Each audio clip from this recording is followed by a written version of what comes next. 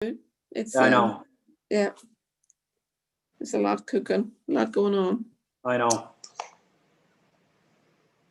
So I think we're live. So I'll just check out. Okay. I'll talk to you later. All right, Liz, I'll talk to you in a little bit. Thank you.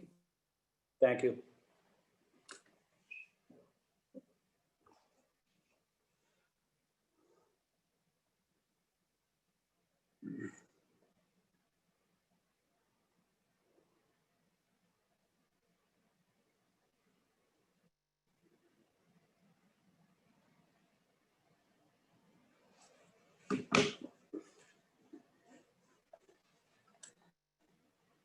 Hey, Ricardo, I think you have your blue hand up. Did you want to talk to me or Kerry?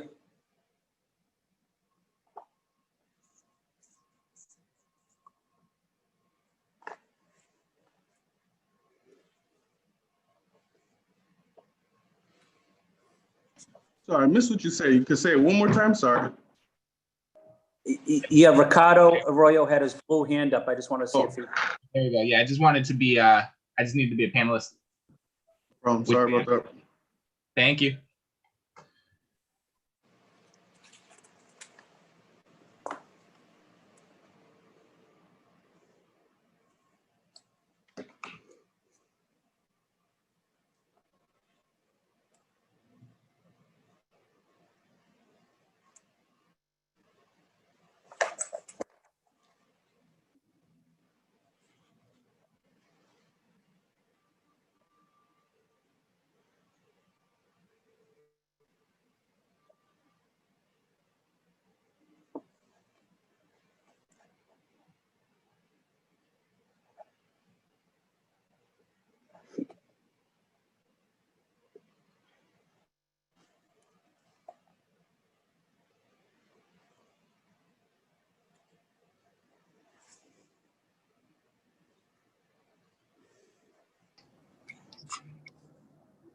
Hey, Good morning, Ed.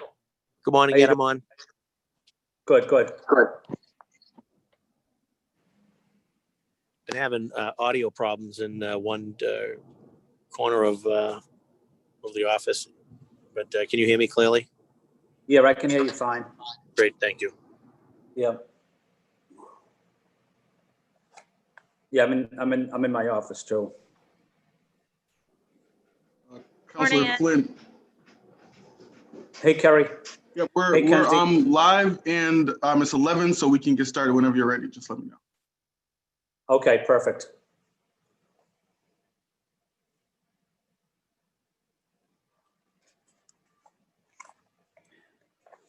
Good morning, everybody. Thank you for attending the City Council hearing today. My name is Boston City Council Ed Flynn, and I'm Chair of the Committee on City and Neighborhood Services. Today we are having a hearing on docket number 1054, order for a hearing to discuss house parties and gatherings during COVID-19 pandemic. The hearing was sponsored by myself, Councilors Flaherty and Braden. I am joined at this time by Councilor Braden, Councilor Flaherty, Councilor Arroyo, Councilor Bach, and when my other colleagues come in, I will announce them as well.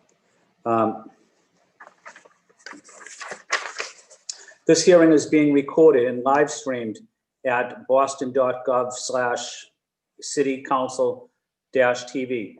It will be rebroadcast on Xfinity Channel 8, RCN 82, FiOS Channel 964. The Zoom link to provide public testimony for the hearing can be found by emailing juan.lopez@boston.gov. Please make sure that your Zoom handle is your full name. When you are called, please state your name and affiliation and residence, and limit your comments to 2 minutes to ensure that all comments and concerns can be heard. If you are unable to provide testimony today, you may submit written testimony or a 2-minute video for our record by emailing the committee at ccc.cns@boston.gov, or filling out the form on our website within 48 hours following the hearing. I will first let the sponsors of the hearing offer brief remarks, and I'll also ask my other colleagues if they would like to make brief remarks as well. And then I'll ask the panel to speak. But at this time, I would like to acknowledge and thank the panel for being here. Dion Irish, who is the Commissioner of the Inspectional Services Department. Aisha Miller, Assistant Commissioner of Constituent Services, Inspectional Services Department. Leon Bethune, Director, Community Initiatives Bureau, Boston Public Health Commission. And we have written comments by the Boston Police Department, which I think Commissioner Irish will read. At this time, I would like to ask Councilor Braden if she would like to give opening comments. Councilor Braden. Thank you, Mr. Chairman. Thank you also to all the panelists for being here this morning. This is a very timely discussion that we are having with regard to parties and gatherings in the context of COVID. I raised the alarm way back in early July or earlier, maybe May, about the potential for infection from gatherings, specifically in this neighborhood of students living off campus. But there's a huge number, as we're seeing from the numbers, about 50% of the new infections are in an age group under 39 years old. So it's obvious that there is continued spread of this infection. And I'd like to have a better understanding of what we can do to help manage that. And also some understanding of how best we can communicate the importance of this basic public health precautions to try and reduce the spread of this infection. So thank you all for being here today, and I look forward to hearing your comments. Thank you, Councilor Braden. Councilor Flaherty. Thank you, Chairman Flynn and Council Braden, for your partnership on this issue, and for my colleagues for joining in. House parties have always been a major quality of life issue across the city, particularly in neighborhoods that are in close proximity and or our host communities for our colleges, universities. Alston, Brighton, Mission Hill, Fenway come to mind. But we've also seen our city undergo gentrification as well. So a lot of our neighborhoods are becoming younger, and as Councilor Braden just alluded to, we're starting to see the COVID numbers tick up, but the age group seems to be dipping down from sort of the first wave. So have to say that the presence of COVID-19 has completely raised the stakes on this matter, shifting it from a quality of life issue to a major public health concern. Chairman Flynn and I were on a call recently with Chief Martinez, and our concerns about as they start to sort of roll back, and they're asking that our restaurants and restaurant and bar establishments had to roll back to 9:30. These kids, in particular, I use the phrase kids, the younger residents that we have in our city, they're not just going to go home. They're not just going to call it a day and say, "Oh, geez, we can't hang here anymore. We have to finish up and we have to go home." Home's not going to be an option. It's going to be, where are we going next? And we're going to start to see, large groups gather in people's homes. So if we think that we have a house party issue now, we're going to start to see that exacerbate over the next few weeks as we head into to the holiday season. So that said, here to listen to the panel of experts and committed public servants to identify how we can better enforce the existing guidelines around large gatherings, as well as find ways to spread more public awareness about the dangers of large gatherings that are taking place in our neighborhoods, particularly during the spread of COVID-19. And I know that my staff in particular has been working very closely with Dion Irish and with Aisha Miller. They've been doing great work. They've been very responsive. So I'm glad to see that they're going to be participating in today's hearing. And let's learn more from our partners at the Boston Public Health Commission as to ways we could do better on this front. So thank you, Mr. Chairman. Look forward to the testimony. Thank you, Councilor Flaherty. Councilor Arroyo. Thank you, Mr. Chair, and thank you to the makers. Obviously, as we see COVID rates go up across the city, this is a part of it. We know that house gatherings or parties will continue and will be more of an issue as people go indoors and move indoors with the weather. And so I'm interested in hearing what we're planning for, especially with the holiday season, with the winter breaks for these colleges coming up, with all these different things that are going on. So looking forward to the testimony. Thank you to the makers. Thank you, Councilor Arroyo. Councilor Bach. Thank you, Mr. Chairman, and thank you to Councilors Braden and Flaherty for bringing this forward. As folks know, I represent Mission Hill and Fenway, both places where we have large student populations, and also, I think we've talked a lot about students, but also a lot of young folks my age, in their upper 20s, lower 30s, and I think that we all know that right now that COVID is a hard, strange time, and that everyone is looking for community, but I think just like everything that we're learning about our public health data suggests that we just really need to be doing everything we possibly can to discourage indoor parties in the weeks ahead. And it's something that folks in my neighborhoods are very anxious about. And I think, there's been a lot of great resources brought to bear, both by ISD, the Public Health Commission, BPD, and then the universities themselves. I think sometimes one of the frustrations that I hear from neighbors I represent is just like not knowing exactly which of many lines to call and where different responses will be effective. And I know that we've heard in recent weeks about a more joined up effort between ISD and BPD and the universities. And I think it would be really helpful for the council and through us for our constituents to understand better what those new measures look like. So I'm glad to be here today. And again, grateful to my colleagues for bringing this important issue forward, because it's, I think it was important for everyone to focus on singular super spreader events early in this, but I think unfortunately it's allowed people to bring their guard down about the idea that it could be, smaller scale families and friends gatherings that are allowing our cases to continue ticking upwards. And we just all really need to be vigilant right now because people's lives depend on it. So thank you, Mr. Chairman. Thank you. Thank you, Councilor Bach. Council President Janey. Thank you, Mr. Chair. Let me just echo what my colleagues have said and thank the makers for this very timely hearing. My district certainly doesn't suffer from a shortage of student college parties, things that can be super spreaders.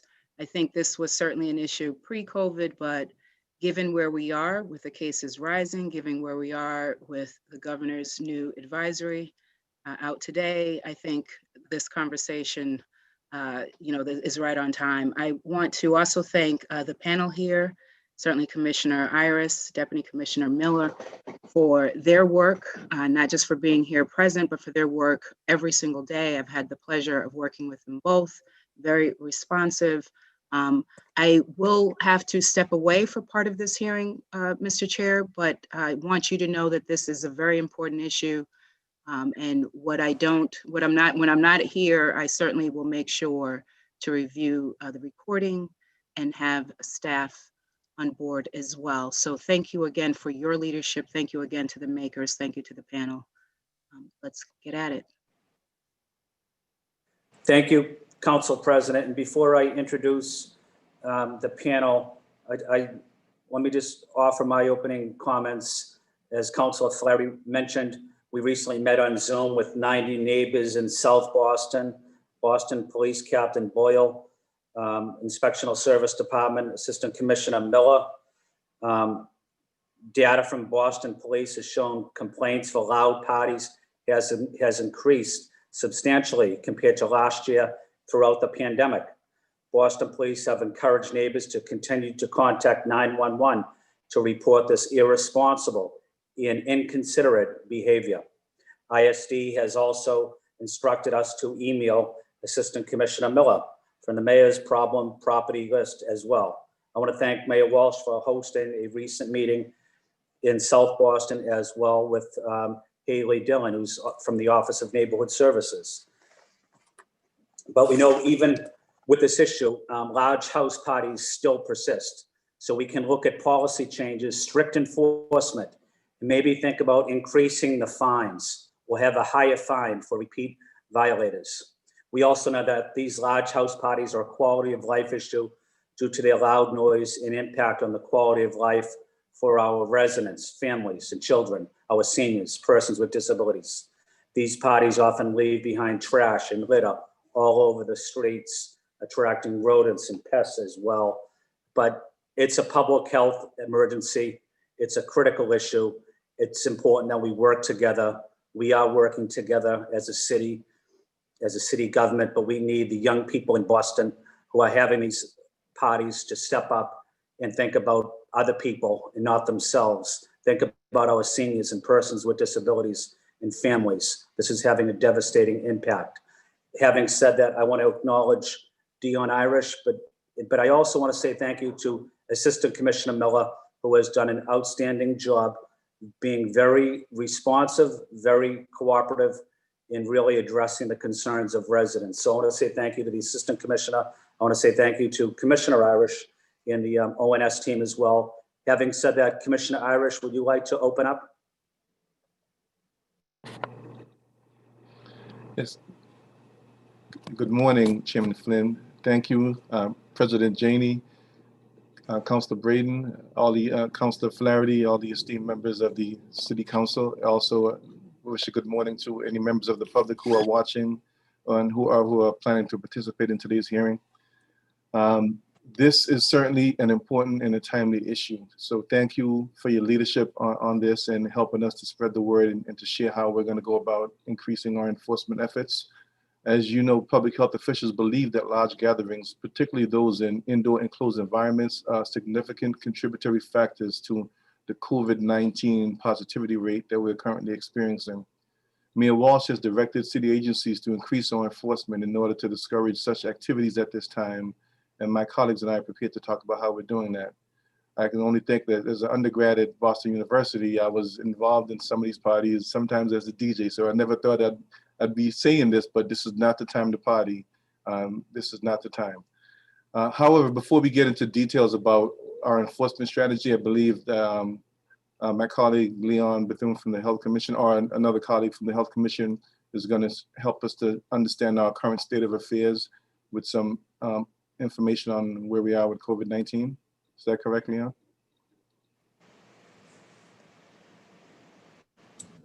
Oh, sorry. Good morning, councilors. Dion, I have a little bit in my talking points, so I will go over that when it's my turn. Thank you. Oh, okay, great, thanks.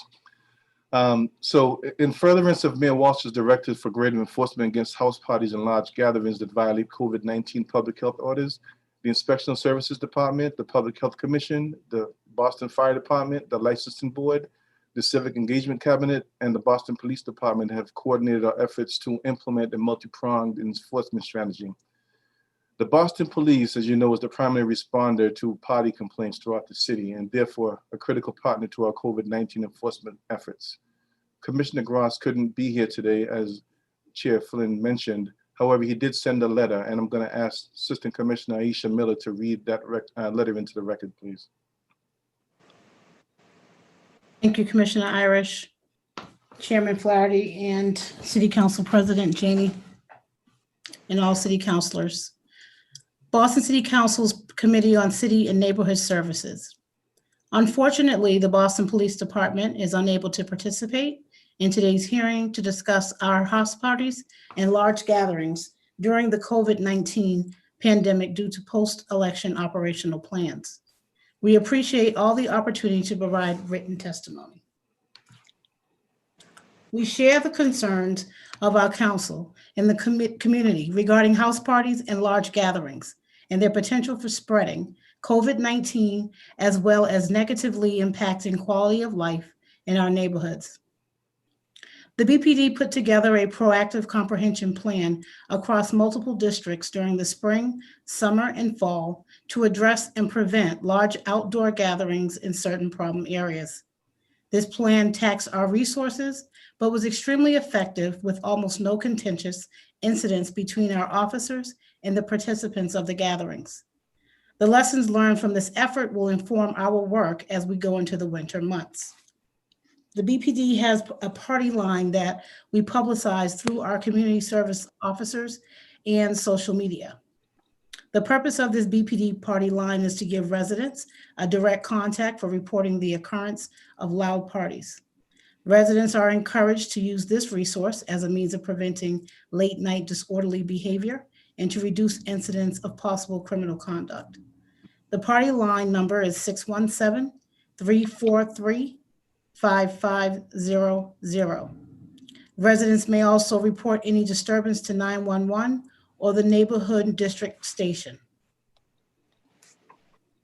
The BPD responds to these calls by dispatching police officers to the scene to speak with individuals involved. Officers notify them of complaints that have been made and remind them of the governor's order and social distancing restrictions. Officers shut down parties and break up large gatherings as needed in a peaceful and orderly manner. If there's a criminal activity as parties or large gatherings, officers may make arrests or summons individuals into court. Common offenses related to parties or large gatherings include supplying, furnishing alcohol to minors, minor in possession of alcohol, and drinking alcohol in public. In addition, the owners of these houses where large parties occur are sometimes summoned for keeping a disorderly house. In addition, BPD partners with the Inspectional Services Division and Boston Public Health Commission to address problem properties and repeat offenders.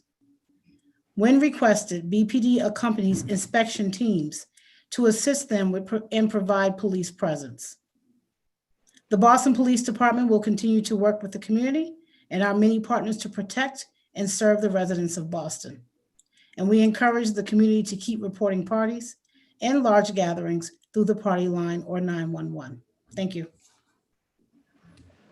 Thank you. Thank you, Assistant Commissioner Miller. Mr. Bethune, would you like to offer opening statements? Opening comments? Good morning, Councilor Finn. Yes, I will. Thank you. Good morning, Councilor Finn, Council President Janey, and members of the council. My name is Leon Bethune, and I'm the Director of the Initiative Bureau at the Boston Public Health Commission. I want to thank you for bringing us together today on this important topic. We share the council's concern about parties and gatherings at this time, and we want to be absolutely clear.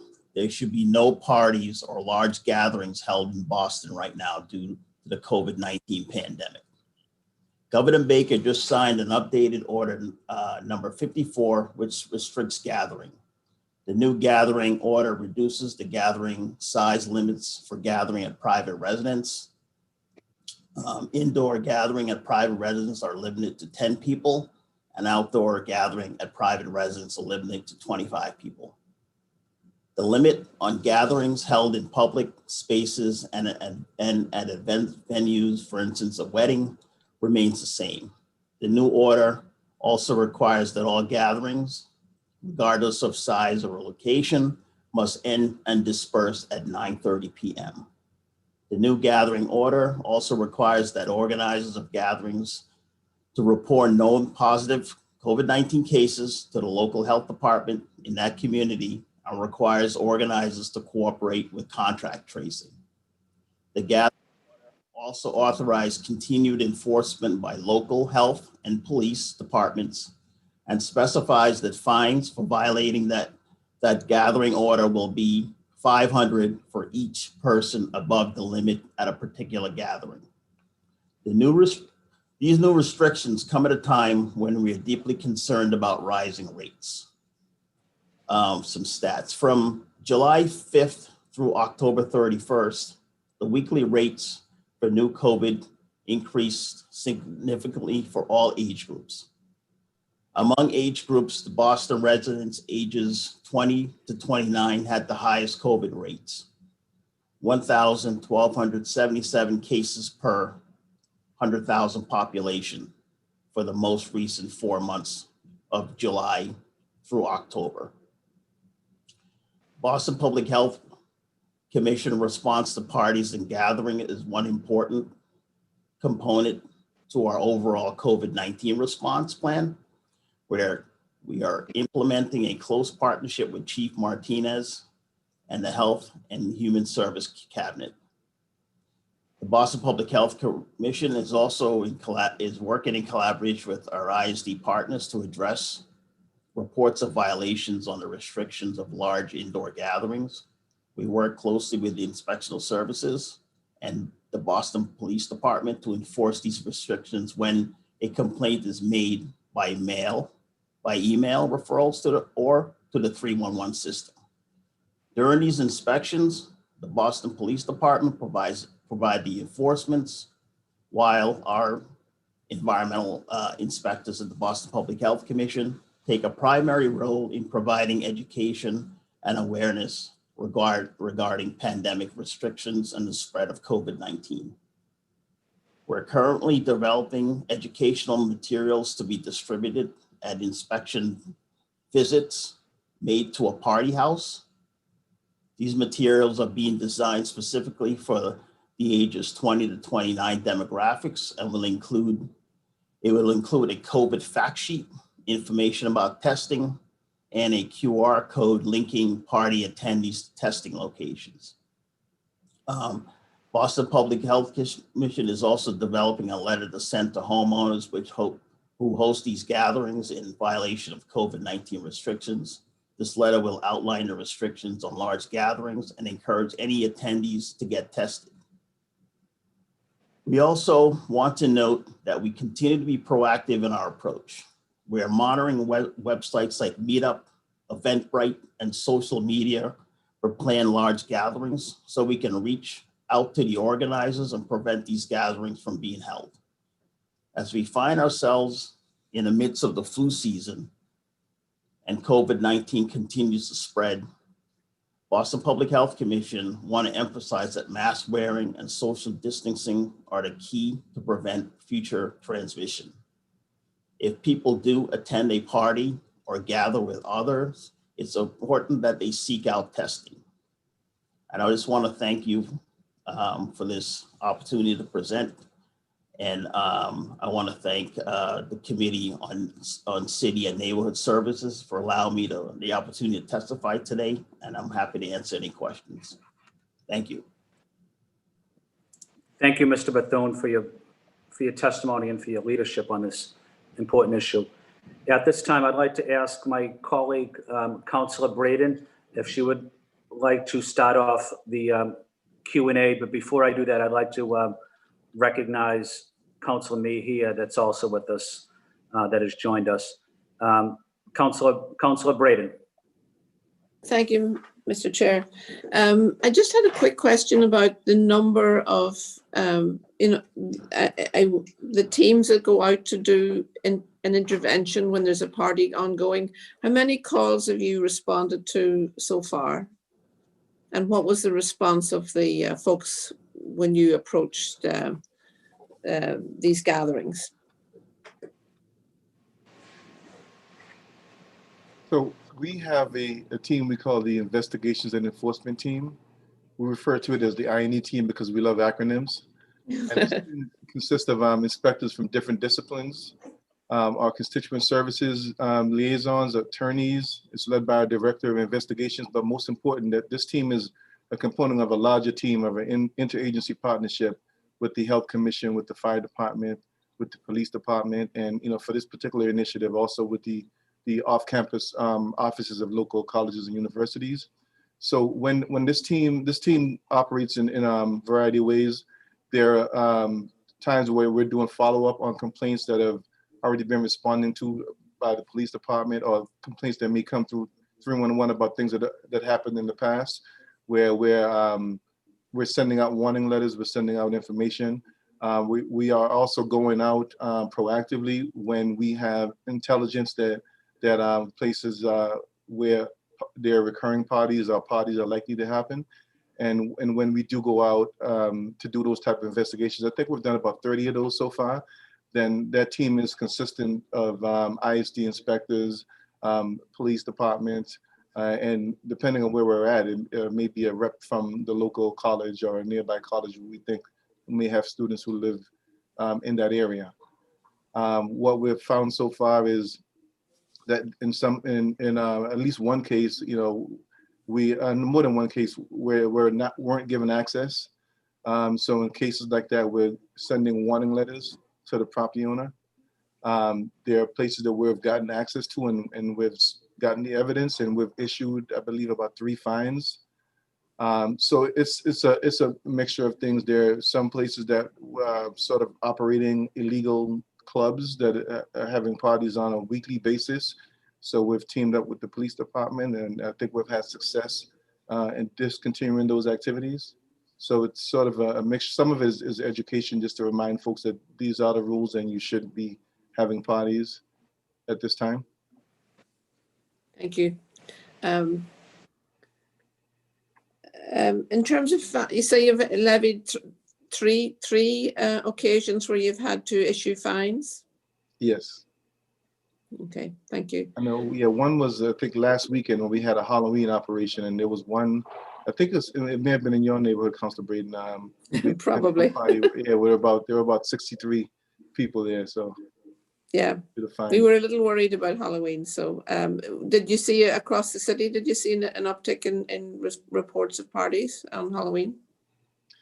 I'll leave it to Leon and Aisha to talk about the uptick in sort of complaints, but we did have a proactive strategy that weekend where we met with all the BPD CSOs beforehand, and also the colleges, to identify addresses that we were concerned about, and we sent our team out to over 30 plus addresses, and also looked at other addresses nearby throughout the city. So East Boston, Mission Hill, Austin, Brighton, South Boston. The other issue of concern for me is sometimes these parties start early in the day, like they kick off about 3 o'clock. So a 9:30 curfew is not necessarily effective because they've been partying since mid-afternoon. Are there any reports of earlier in the day? What time of the day do you?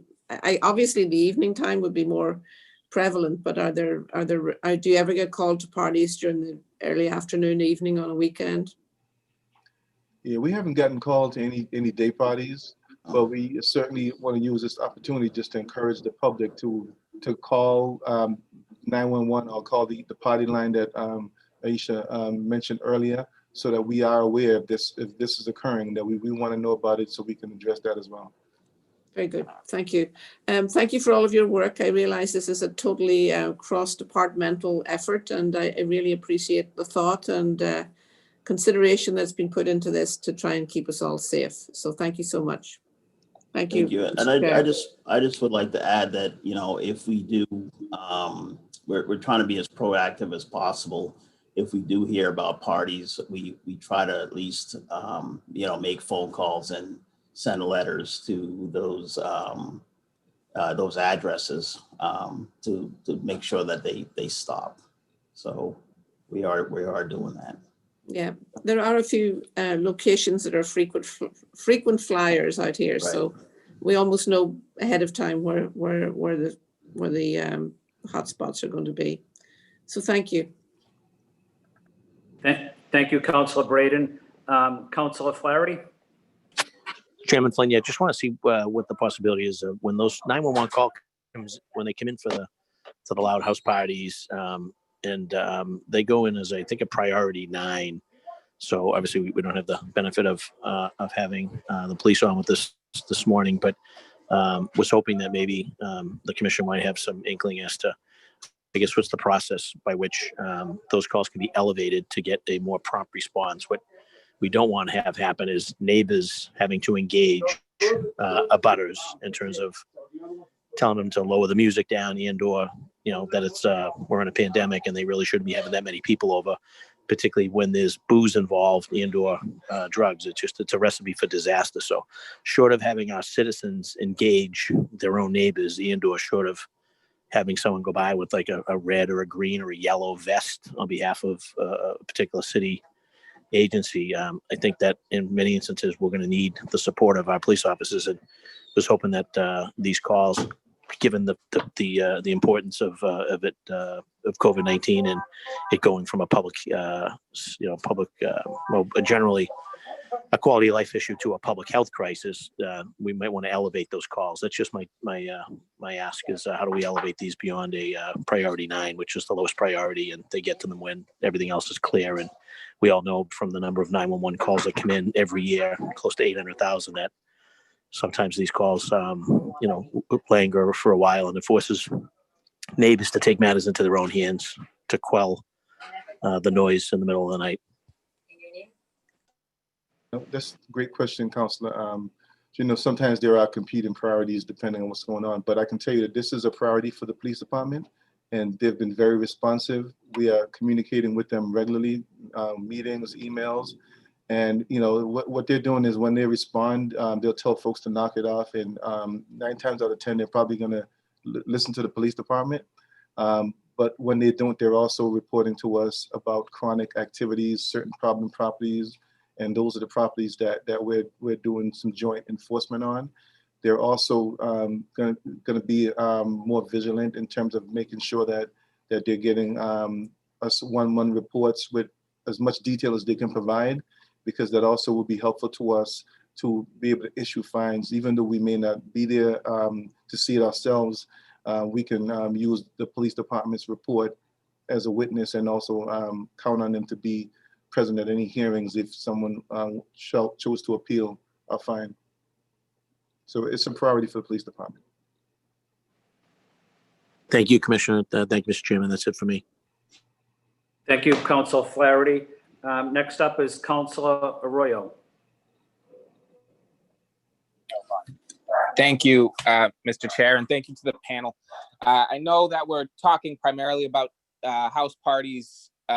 Generally, these are being thrown by youth, but one of my concerns has been we're heading into, holiday family gathering season, and we are probably going to be seeing quieter parties, but parties nonetheless, where you have families gathering for Thanksgiving or families gathering for Christmas, either for Christmas events or for Christmas itself, and how we're planning ahead for that eventuality. Because right now, I know we're dealing with a lot of, teenage and young adults in colleges throwing parties and so on.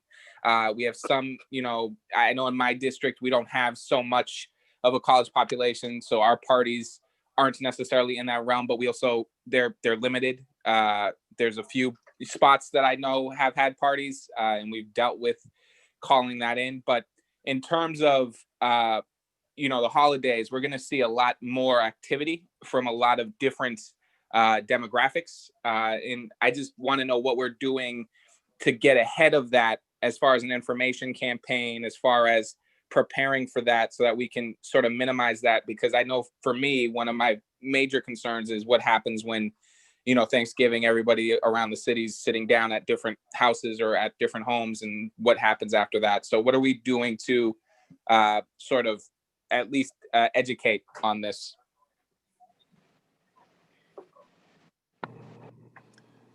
Thank you, Councilor. That's another great question and great point, because I don't think that enforcement and fines is something that should be the primary tool when we're talking about family gatherings. I think education is important. Chief Martinez is already on top of this. We met yesterday. We're meeting weekly on this. I know that we're putting together strategies on how we could just increase our education and our prevention messaging around these type of gatherings going forward. Leon, I'm not sure if we have any details yet, but I know that this is something that is front of mind and is being actively worked on. Thank you, because I agree with you. I don't see how we, I have a hard time saying how we would fine people for meeting with their families, but I certainly want to try and make sure that we create a situation where families at least know the risks and know to believe those risks. And so those are things that I would like to see us doing moving forward. I'm glad you're on it. That's it for me. Thank you, Mr. Chair, and thank you for the work everybody's doing to address these issues. Thank you. Thank you, Councilor Arroyo. We're also joined by Councilor Asabi George. Councilor Kenzie Block, you're up next. Thank you so much. And thank you again, Commissioner Irish and Aisha and Leon for all of the work that you're doing and for coming and taking time to talk to us about it. Leon, I wondered if you could talk a little bit about, if there's any update on where we are in terms of data and understanding spread, because I do think that one of our problems is that people don't think it's them and their family and friends who are spreading COVID. And I think it's why it's so important for us to all keep amplifying the message about people getting tested. And I'm glad to hear that we're sort of conveying testing messaging to people when we find them in these large gatherings. But I also just continue to think that if we had better data helping people see kind of the low level clustering, that would help get people to change their behavior. So I'm wondering where we are on that from a Public Health Commission perspective. So, I mean, every day we're putting data on our website for folks to look at, and so as you know, the rates are going up in Boston, and I'll look at my situation report right here, and basically we're still the demographics of the 20 to 29, 30 to 39 are the biggest. We're in the community right now is where the spread is for COVID.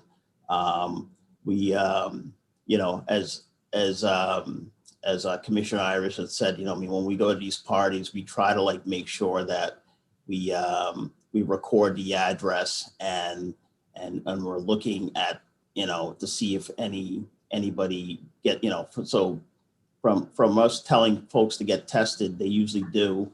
And we did find from last week, one of these parties, that a few people, did get COVID from the party. So I mean, we're continuing to monitor, the spread around the city. And as for messaging, coming up into the holiday season, we're going to continue to put the messaging out there, through social media, through newspapers, whatever.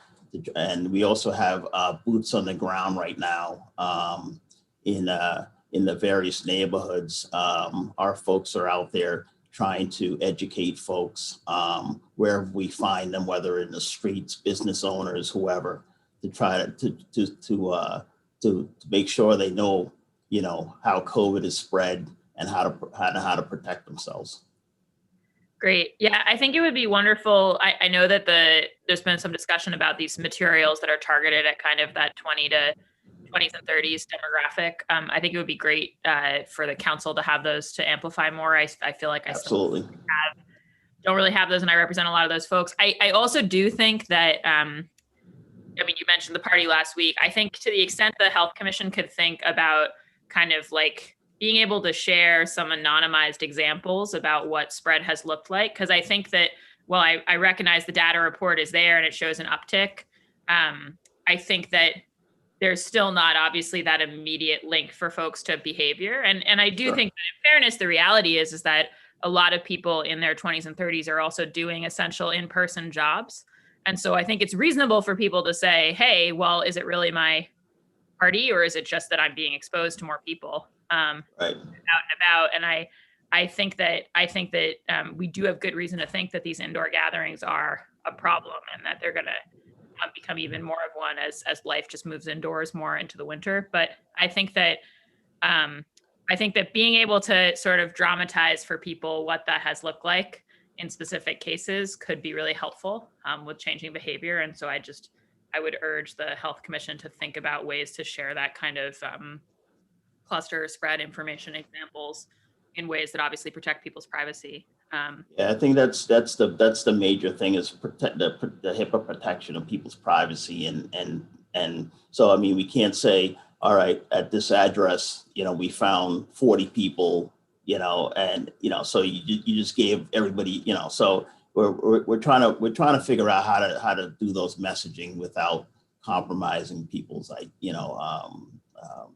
identity and so, right. Oh yeah. But we could be saying there was this house party of 40 people, and then over the course of this week, this many of those people tested positive, right? You could have a kind of Yep. individualization that doesn't involve giving up anyone's privacy. I just think that I just think we have to think about how to make this real for people, because it's just, it's the problem of fighting an invisible enemy that we've been facing for a long time. And when you combine that with fatigue, I think it's just really important to make it visual for folks. But I do want to thank you for all these efforts. I also do want to acknowledge, in Mission Hill, we have had a long tradition of challenges with house parties. And so this situation goes on top of that. And I will say that a number of our colleges and universities have been providing folks to be in immediate touch with BPD about calls that they get, to actually go to some of those calls on Thursday, Friday, Saturday nights. And I've found that a number of addresses that I've raised of the universities have been immediately checking their databases to figure out if they're their students. So I just do want to acknowledge that work and the work of Officer O'Rourke in Mission Hill, who really takes a community service kind of approach and goes and has conversations by day with people whose addresses came in at 311 by night, and kind of, I think we do have to approach this as a public health crisis, and we have to approach it as a community, something that we're all asking each other to help with. But I do just want to emphasize something I said at the start, which is that I'm still hearing, I've got, constituents who just don't call, there's a plethora of numbers. There's 911, there's 311, there's the tip line for the universities, there's the party line for BPD. And then sometimes folks kind of know which college it's associated with and call that university's police department. And I would still say that it's possible for people to get kind of lost in that thicket and feel like they're getting given the runaround. And so the more that we can do collectively to make sure that all roads lead to Rome, and that people are getting a kind of effective, quick response, regardless of which path they take, I think is really important. And it is definitely one of the challenges that I'm still hearing. Thank you so much, Mr. Chairman. Thank you. Thank you, Councilor Bach. Next up is Council President Janey. Council President. Hello. Thank you. Can you hear me okay? Yes, we can hear you. Just briefly, not so much the party situation, but given where we are in the calendar year, I wanted to, understand. I did have to, jump onto the phone, so I missed some of the conversation. I would agree with Councilor Arroyo that we don't want to find ourselves in a position of fining people for not doing the right thing. We want to incentivize people to do the right thing.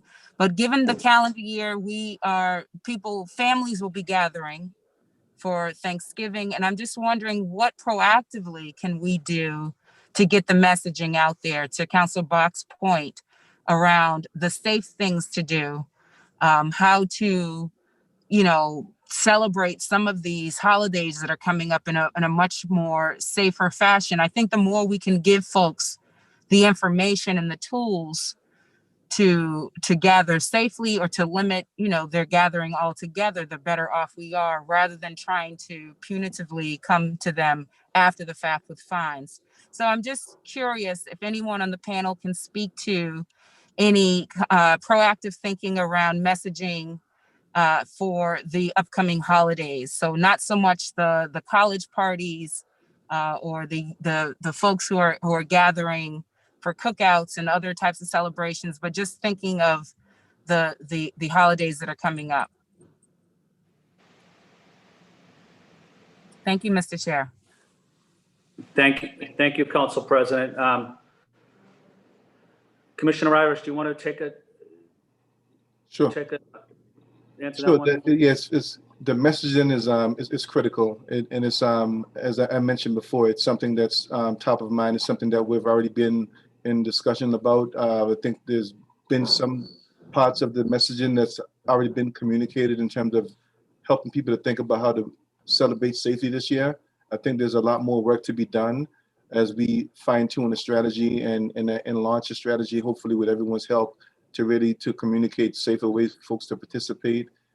Testing should be an important part. Families are going to get together. Some things that are going to be beyond our control, but I think at the very least people should avoid large gatherings and make sure everyone is getting tested, and even consider everyone wearing masks, even at these gatherings. Right. Are we, for example, Commissioner, I don't mean to interrupt, but for example, are we asking people to quarantine 14 days before they would gather for such a holiday gathering? Are we including that kind of recommendation beyond the mask wearing? Are we asking people to like self-quarantine if they plan to gather with family? I don't know that we've, have figured that out yet, but I just wonder if that was part of it. Yeah. So I think we'll have more to say on that. The Chief Martinez is taking the lead on that, and working with the Health Commission, this is being developed. But I will say that when we're going to need everyone to leverage all your networks to help us communicate this message out, and you'll be hearing from us in the very near future with an overall plan of how we can better communicate celebrating safely during COVID-19. Thank you so much. Thank you, Council President. Before we go to Councilor Mejia, Councilor Braden, who's one of the co-sponsors, has to leave at 12, but I wanted to get her in for one more question before she leaves. Councilor Braden. Thank you, Mr. Chair, and thank you, Councillor Mejia, for letting me to cut the line. I had one question. An important part of the messaging is about testing, and then the consequence of the next step would be contact tracing. Have people been generally cooperative with contact tracing, or I hear reports of people not being cooperative and not sharing their contacts and generally impeding that process? What's your experience with that? I think I can answer that. I think on our end, we've seen a little bit of both. I mean, folks, because of privacy, with the contact tracer, may not want to divulge us that sort of information. But as for the most part, people are cooperating with the contact tracers. Thank you. Add to that, we want to encourage everyone to get tested on a regular basis, at least every 2 weeks. We have testing resources all around the city. And I think folks need to just rethink that, not just to get a test because you think that you've been exposed or you're feeling ill. You could feel perfectly fine. It's still a good idea if you're out in public, if you're out and about, to get a test on a regular basis. The other issue I'd like to put on this is more for Leon, is to really request that, after the holidays, I know this is an ongoing situation, but we're hearing from community folks concerns about students who don't leave for the holidays. Many of the universities are suggesting their students go home and don't come back until January, but I know there will be a large cohort of folks who are living off campus who won't go home. So is there a possibility that we could ramp up some testing in Alston, Brighton, the first week in December or something like that, so that we can try and capture those, that's maybe the wrong word, make sure that those folks get tested or offer them that opportunity close by. Thank you.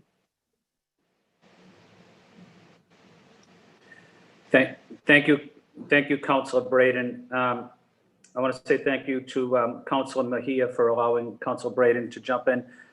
Next up, Councilor Mejia. Yes, thank you, Councilor Flynn, and the makers for this hearing. And always love to be in the presence of ISD, because you guys go hard for the community every day, all day. Dion, Commissioner Irish, you need to know that Aisha, you have the best of the best out in these streets. And when I always use this moment to just thank her publicly, because when we talk about people doing the work for the city of Boston, oftentimes those who are really doing the work behind the scenes usually don't get that recognition. And I just want you to know that there has not been one little Facebook post or text message that Aisha has not replied to, responded to, leaned into. People from across the entire city knows that your department, when it comes to the issues that are impacting all constituents, you have such an amazing team, and you all every day make the city of Boston shine. And Aisha, you know, I know you and I always go back and forth on other things, but let me just tell you that you are just holding it down. And like, you guys are one of my favorite departments. And you know, I'm always talking smack about this, that, or the other, and I don't give out a lot of compliments. So you know that I have lots of love for y'all. And so I really do appreciate everything that you all do. Commissioner Irish, I really do appreciate your team. Thank you so much for all that you do for the city. And so I just have a very few questions. I'm curious about, I understand that we're fining people for these parties, and I'm just curious as to whether or not we're fining the landlords, the tenants, who's getting the fine?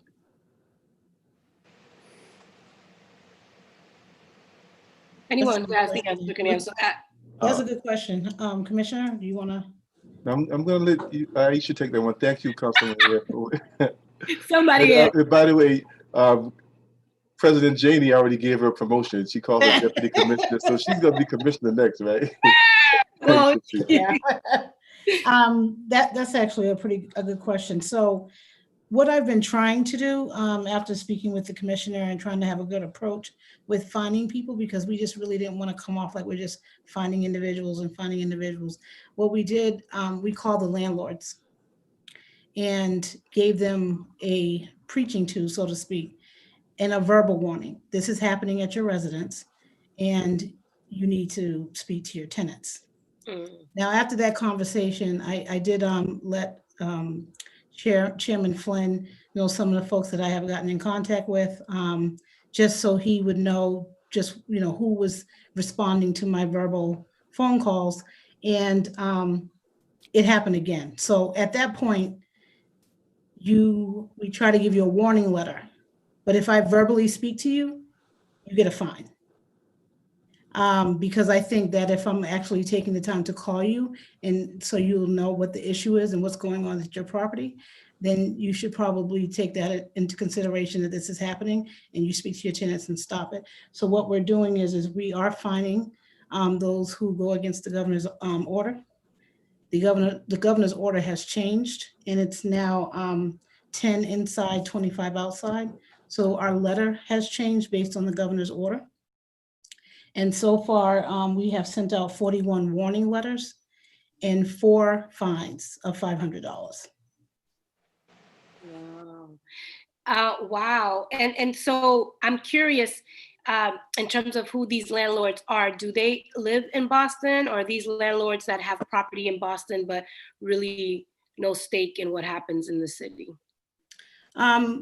Without giving out too much information, I will say that some of these folks do live in South Boston and some do not. Okay. And as we speak to, it's not just happening in South Boston, but also in Brighton. There's quite a few in Roxbury, Mission Hill. Over the past weekend, during the Halloween weekend, we had 11 in Roxbury, Mission Hill, 7 in Austin, Brighton, and 8 in South Boston. Frequent, those who continuously have parties. And not to throw, we put them on the list for last weekend uh-huh. to monitor, to see what they were going to do for this weekend, and they indeed were having parties. So just so you know, just for instance, one address had 63 folks in South Boston, 80 total, because some were going out the back doors and some were going out the front door. They received a fine, and we had one in Austin, Brighton, where there were 30 students, and they were, trying to escape so they wouldn't have any contact with the police or ISD for that matter. So is it fair to say that most of these parties are being hosted and had by college students? And I'm not throwing them under the bus, but just to be real, these are not like, I mean, and I have to say this, that the people of South Boston have been really patient. This has been going on for a while. We've been trying to take a subtle approach and just informing landlords of what they should not be doing and things they should be telling their tenants.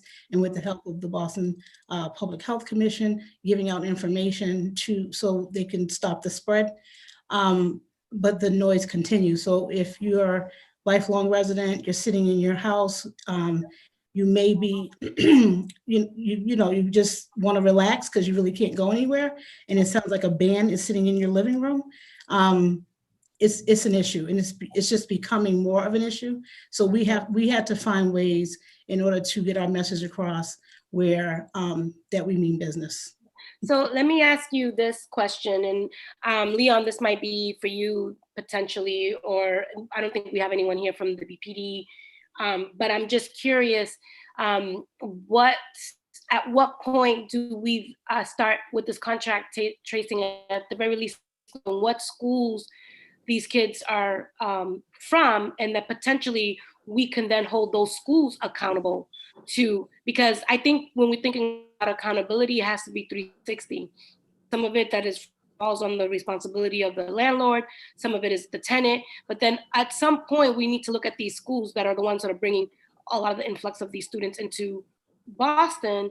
What opportunities exist when we do that contract tracing to then hold these schools accountable and potentially give them a fine because they're not doing their due diligence in controlling that environment? So I'm just curious as to, one, if that's something that we can potentially do and if that's something worth looking into. I think, for the contact tracing, this is just starting up where we're looking at, if we go out to the parties, we're running a list of the addresses and basically cross-referencing with the contact traces, just to see what the correlations are. As moving it further to see if that person went to a school, I'm not 100% sure if we've done that, but I know, just putting the address, on notice. And so when, somebody comes in that, that got sick at that address, we can at least, start tallying and as long as we get the information from that person that, they were at that party, we can start contact tracing. But the other part of looking at, correlating with the schools, I don't believe we've done that, but I can definitely check and check in with our infectious disease bureau who does this work and get back to you. Yeah, I just think it would be worth looking into in terms of another layer of accountability, because it can't always just fall on the city. It can't always, I just think that we always point a lot of fingers, but we're not doing a really good enough job in really looking at everybody who can be held accountable, including ourselves as residents too, right? So this is just an opportunity for everybody to really lean into it. And then the last thing that I'm just curious about the data. Sure. Yeah, I just want to add, not to speak for the schools, but I do want to share from our experience so far with our enforcement efforts. The schools have been very much engaged and proactive. They've been out there at night with us. They want us to inform them if any of their students are involved, and they're taking disciplinary action against students who are having large gatherings. Thank you. Thank you, Councilor Mejia. I died. Wait 1 second. Whoa. My internet went away. So sorry. Okay. I just want to, okay, I'm back. I did hear the last piece about the schools being engaged. I heard that. But one last thing that I like to just offer is like very similar to what we did with the fireworks situation. Maybe and Chief about creating a PSA in multiple languages about the importance of the holidays and how we gather in ways that are safe. Even if it's just 3 little sound bites that we can get interpreted into different languages, I think that would be worth looking into in terms of just getting the word out. And I think working with Chief Jerome on putting together something, because they already have the infrastructure for that, might be helpful. It's just something to consider in terms of helping to raise awareness in multiple languages. Councilor Mejia, you're gonna laugh at this. So I'm actually for inspectional services in charge of language access. So we're working on that piece now to make sure that that all languages are encompassed of the things that we send out and message. Great. We're going to be BFFs for sure now. Un poquito. All right, so that's it for, I'm sorry, Councilor Flynn, my internet was in and out, so I wasn't sure if I yield the rest of whatever if I have any time left. Thank you. Thank you, Councilor Mejia. And I'm not sure if Councilor Asabi George is with us. Councilor Asabi George.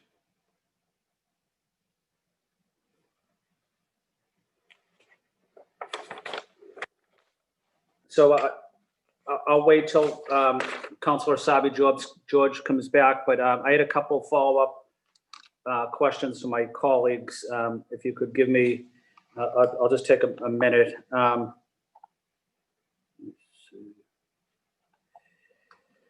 Can you, Commissioner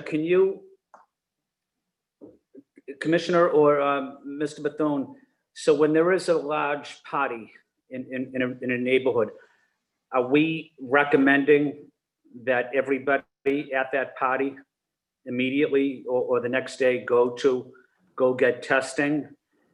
Is that the message we want to put out? I agree with that messaging, but is that what we're asking? Yes.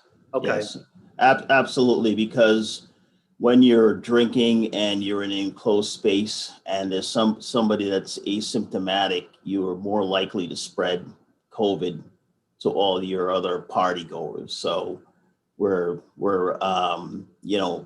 emphasizing to everyone that if you're at a party and folks are not wearing masks, you're in an enclosed space, which is a triple decker or whatever, then you need to go get tested. Okay.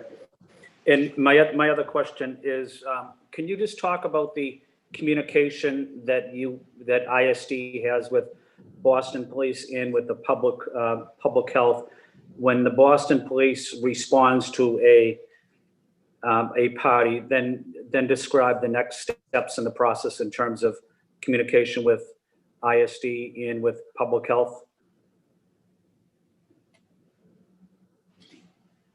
You want me to go? All right. Yeah, you can start, Leon. I'll jump in. So basically what we've been doing, the Commissioner Irish mentioned that we go out as a enforcement and inspection team. And so when we get the 311 call that comes in, we'll go out as a team and investigate those parties depending on the neighborhood. And once we get there, we basically sign a consent before we walk through the door, and from there we disperse the parties.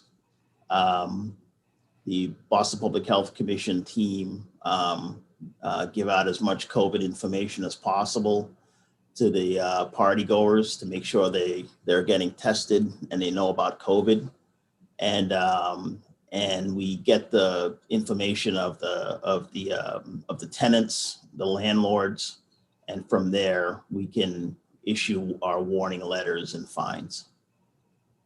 I don't know, Dion, you have anything? Commissioner Irish, have anything to add? Not much more to add, other than the relationship is strengthened, strong with the police department in terms of communication around this effort, identifying properties that the police want us to follow up on. We're getting great reports from them.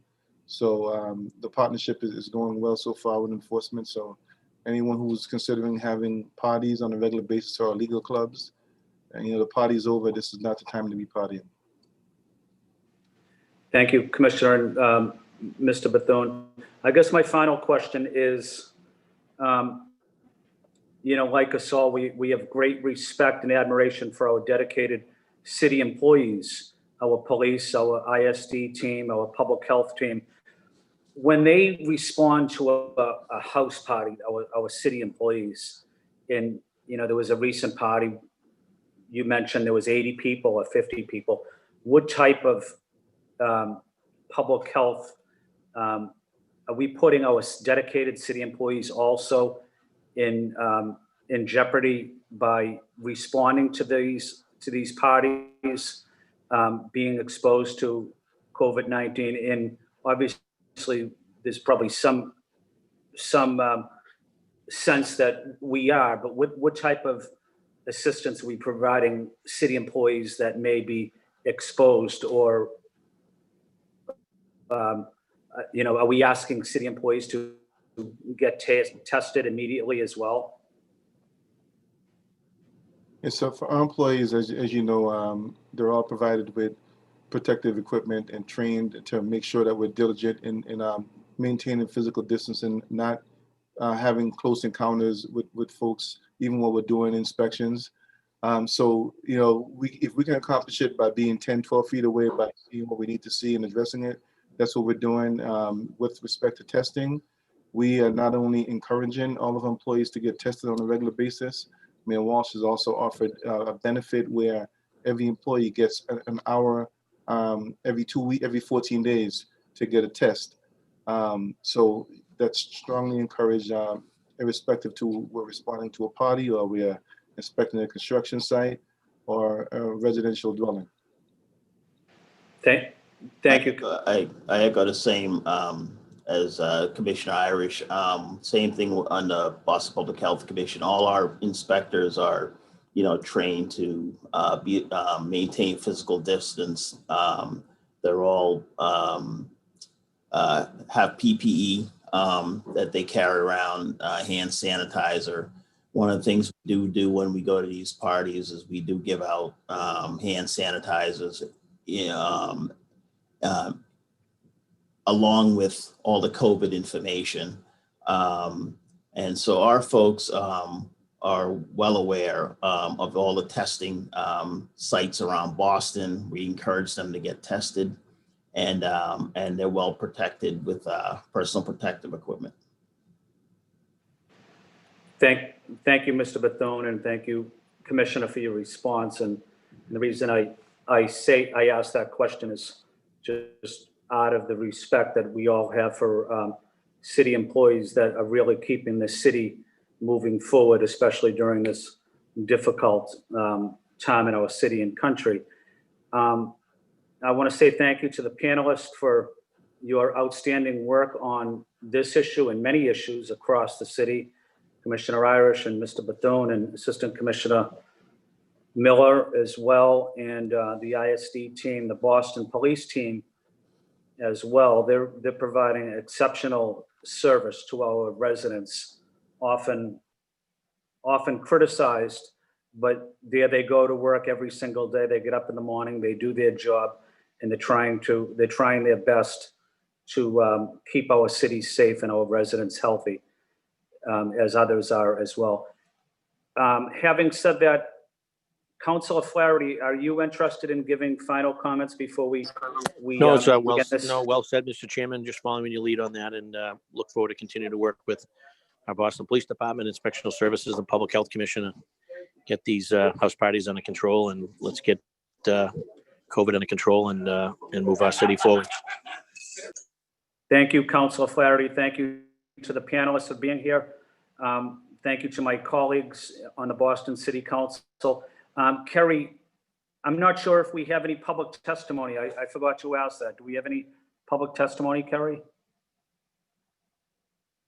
I didn't get any, but if the folks in the waiting room would like to raise their blue hands, yep, I see you. We'll let you in and offer testimony. So we have Lori Rodwin. Okay, I apologize. I should have asked that before. Lori, you're up next. Do you want to offer public testimony? Yes, I do, sir. Okay, you have the floor for about a minute. Is that okay? I'm sorry? Yes, you have the floor for about a minute. Is that okay? I'll do the best I can. Thank you for the makers of this hearing. I am Lori Radwin. I live in Rosendale, and I have a PhD and I'm a nurse, so this hearing is going to be full of evidence. Simply put, as in healthcare, processes are important, but outcomes are the true test. And our colleges and universities have not done well when controlling COVID outbreaks, and they are continuing to contribute to the spike in cases in Boston. So in terms of parties and gatherings, we've seen it in the press. We know from the beginning of the semester to this day that parties and gatherings are being held by college students. BU should be commended for actually posting the number of parties on their COVID dashboard. But the results are very disconcerting. So from late August through late October, they had 21 on-campus events. But the really scary part is they had over 5 times that number off campus. There were 121 events off campus during that time. And a BU blog also described that a single one-night off-campus party led to a cluster of 14 cases. College athletic events violate Governor Baker's limits because they exceed 25 persons. University academics and athletics leadership acknowledged that they risk the spread of COVID, and they also acknowledged that they would have really consequential financial outcomes if they don't hold these events. But athletic events result in an increase in campus COVID cases. It can be as low as 25% to as high as 822%. That's not a typo. Under the worst case scenario, this is the rate of increase that scientists calculated for the worst possible scenario. So let me give you a quick example of a not good scenario. Boston College and Clemson played football on October 31st. In the prior week, Clemson had 4,082 total semester COVID cases, over half of the campus COVID cases in the state. On the same day, BC had a semester total of 233 cases, which was the highest number of COVID cases on campus in the entire state of Massachusetts. So according to the scientifically based projections, we're going to have to expect a spike in BC COVID cases because of this athletic event. I'll say, as I said in October briefly, that campus COVID cases are related to COVID cases in the county. Researchers tell us that in the fall, when colleges opened, they had an increased 3,000 additional US COVID cases per day. And students coming from outside areas with high COVID rates particularly added to the column. So in summary, despite the processes that BC, BU, and Northeastern put into place, the science tells us that the outcomes were very bad. And based on science, we should anticipate more spikes in college and county COVID cases if processes aren't changed. Based upon the science, common sense holds that all upcoming college athletic events should be canceled and students should not return to campuses in the spring. Thank you. Thank you, Laurie. If there's anyone else that has a question from the public, please raise your blue hand.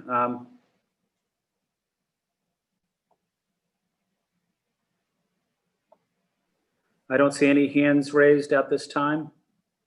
I'll give it another few seconds.